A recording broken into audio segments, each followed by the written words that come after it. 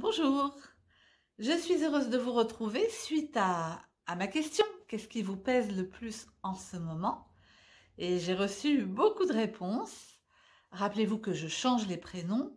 Aujourd'hui, j'ai pris la réponse de Charlotte qui me dit tout simplement ce qui me pèse le plus en ce moment, c'est mon couple.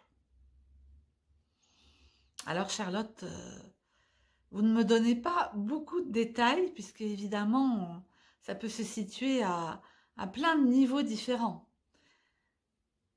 J'ai hésité à y répondre et puis je me dis que je peux toujours donner des éléments parce que on est tous impactés terriblement par nos problèmes de couple. Pourquoi? Ben parce que c'est la personne peut-être la plus proche de nous, notre compagne, notre compagnon, et que ça touche plus fort quand ça se passe pas très bien. La première chose que j'aimerais partager avec vous, c'est le fait que on a peut-être beaucoup d'attentes sur un compagnon. On a peut-être pu projeter euh, beaucoup de choses qui nous manquaient, dont on avait besoin, peut-être que l'autre nous a donné. Donc du coup, on a vu certaines facettes de cette personnalité. Peut-être que il ou elle ne nous a pas montré les autres facettes, ou peut-être aussi que nous ne les avons pas vues, tant nous étions absorbés par cette contemplation de ce qui nous faisait du bien. C'est vrai que une forme de réalisme est vite nécessaire pour ne pas surestimer l'autre ou également le sous-estimer quand ça va mal. Ce qui peut être d'ailleurs un peu le défaut des hypersensibles, au sens où on ne joue pas, mais quand on se sent bien, nos sentiments, nos émotions sont très importantes et peuvent aller jusqu'à nous mettre dans une sorte de plénitude. On est des êtres qui amplifions, bien sûr malgré nous, mais les choses. Donc on peut être très heureux en béatitude, comme on peut être aussi blessé et atteint profondément.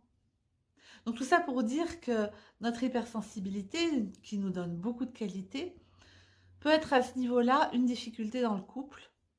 Il y a cette phrase de Flaubert que je ne connais pas par cœur, mais qui dit que la sensibilité me déchire. Je vais vous la mettre là.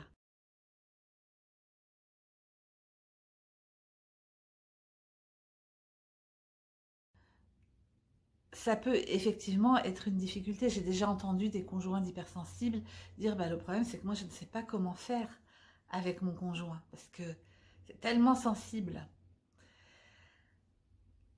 C'est aussi une grâce pour les conjoints, hein, cette beauté euh, émotionnelle, sensorielle de l'hypersensible qui donne beaucoup.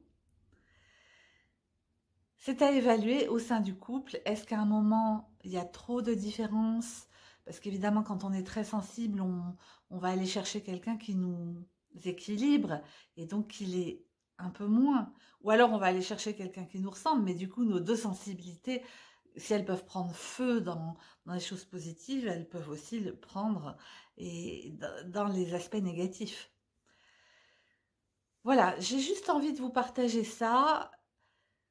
Évidemment, la réponse à ça, c'est toujours de travailler sur nous. Quand je dis travailler sur soi, c'est au sens large. Par exemple, mettre de la conscience dans ce qu'on fait, c'est travailler sur soi. Lâcher prise rentre aussi dans ce cadre. Après, je ne suis pas naïve ni dupe. Il y a des gens pervers, il y a des gens qui ne veulent pas changer, il y a des choix qu'on a faits et qui ne sont pas les bons. Bon, j'ai peu de temps pour répondre. Je voulais vous donner des éléments peut-être un peu spécifiques à l'hypersensibilité. Si ça peut vous aider, c'est mon but. N'hésitez pas en tout cas, Charlotte ou d'autres, à me préciser quel type de difficulté il y a dans votre couple. Je vous souhaite plein d'amour avec de plus en plus conscience de qui vous êtes, de ce que vous produisez et de ce qui est bon pour vous et de ce qui l'est moins. Que vous puissiez avoir une belle conscience de discernement et aussi une, une capacité à gérer de mieux en mieux vos émotions afin de pouvoir gérer de mieux en mieux vos relations. Le plus important, c'est de ne pas se décourager. Il y a des chemins, il y a toujours une voie possible, une voie vers votre bonheur. J'en suis témoin tous les jours. Suivez cette voie, faites-vous aider si besoin. Je vous mets mes coordonnées là si besoin.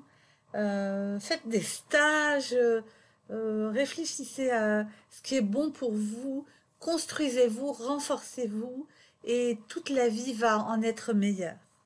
Gardez le cap, mes amis. Gardons le cap. À très bientôt.